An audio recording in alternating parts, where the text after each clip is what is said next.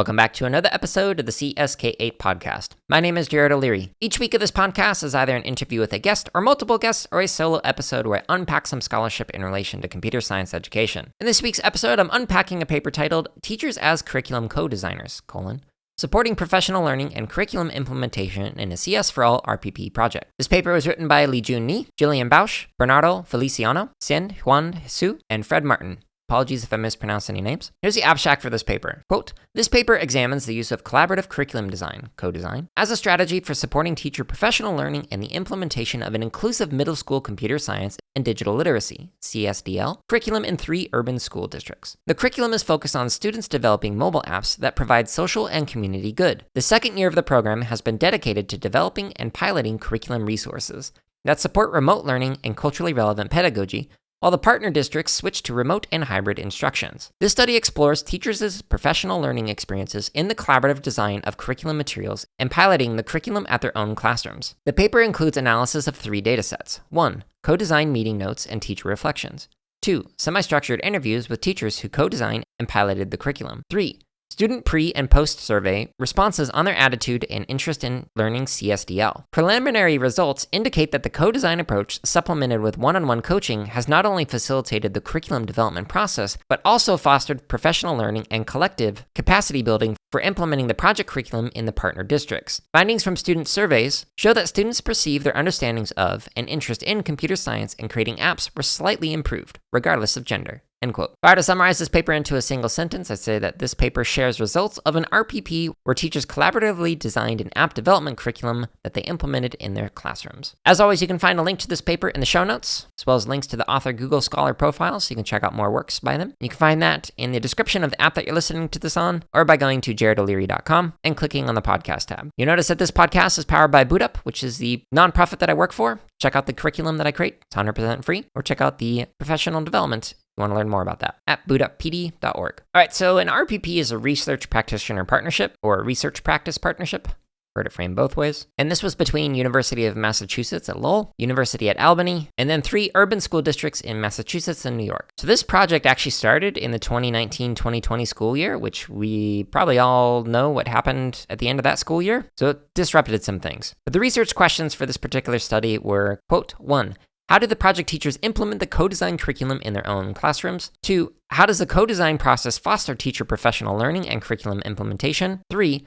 What are the student learning outcomes, such as their interest and confidence in creating apps and learning computer science overall? End quote. It's from page 2. All right, so the next section is on the background. And so in this, the very first subsection, they talk about the curriculum co-design. So it's a team-based process where teachers, researchers, developers iterate through cycles of design, implementation, testing, redesign, etc. to develop curriculum materials. So rather than having an external organization or researchers create content for the teachers were a part of the process. So that way they could come back and be like, yo, this actually won't work well because of X, Y, and Z variables. Here's what we should do instead, and kind of design that into it. And because they keep going back to this process, they're able to iterate over time, which is a good idea. So to help with this out, they did co-design meetings, which were bi-weekly meetings where members of the RPP team could kind of get feedback, talk to each other. They also had one-on-one meetings, which was an interesting idea. So like a researcher would meet with the teacher one-on-one to get some feedback. And when designing the curriculum, they specifically focused on embedding culturally relevant pedagogies into the curriculum design itself. And then they had ongoing discussions about supporting the curriculum implementation. So once you design it, you go back and you actually teach it. Go, oh, wait a minute, what we thought was going to work really well, maybe it did, or maybe it didn't. Here's what we should change to make it even better. So on page 3 of the paper, the authors describe the overall curriculum. So it's broken down into 5 units. The first unit is on why computer science, CSforAll. So this has modules that focus on apps for social good, CSforAll and App Lab, writing your first computer program, computer science vocabulary and concepts, and then it had an activity when it was an unplugged activity. The second unit was on why apps matter and how to make them. And so this used App Lab, button creation, problem solving, app research project, and then it had an activity that was a speaker visit, and a second activity that was another unplugged activity. In Unit 3, this one was on guided exploration with apps, learning basic CSDL skills and concepts. And so it had modules on pair programming, introduction to variables, building an app, multi-screen app, debugging, and had an activity that was on career in computer science, and then another activity that was an unplugged activity. In Unit 4, this was on more apps, modifying apps and learning more CS.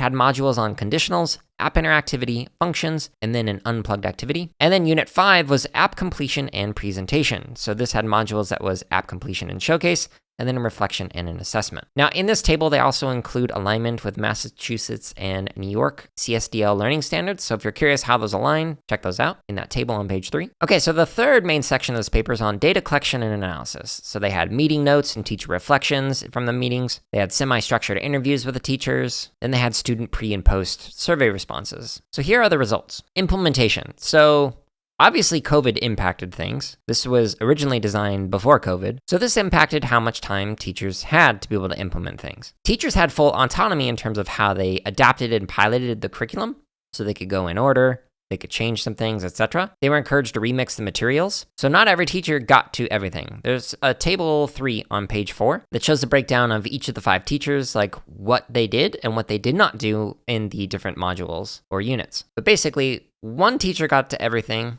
another teacher got to all but 1 things, a third teacher got to all but 2 things, a fourth teacher got to all but 4 things, and then a fifth teacher got to all but 5 things, but each one of them was different. Results from the teaching strategy and pedagogy. Teachers tried a few different approaches. So they did unplugged activities, they did pair programming, they did culturally relevant pedagogy, which I kind of wanted to know more about. I know that authors were compressed for space, having also written for this conference this year, trying to condense complicated ideas down into a few pages. Not easy to do. So I'm curious what specifically the pedagogies look like and how they're implemented. Okay, so the next subsection of results was on teacher professional learning experience. So the authors discussed the co-design for community building. The teachers liked that the district leads were brought into the meetings and it helped with communication across the entire team, which I agree. Like if you check out the interview that I did with Leanne DeLizer, we talk about script and CSforAll and how in script, that process brings together teachers with admin and various stakeholders to the table to all collaboratively discuss an implementation plan and some goals. So it's extremely important to have not just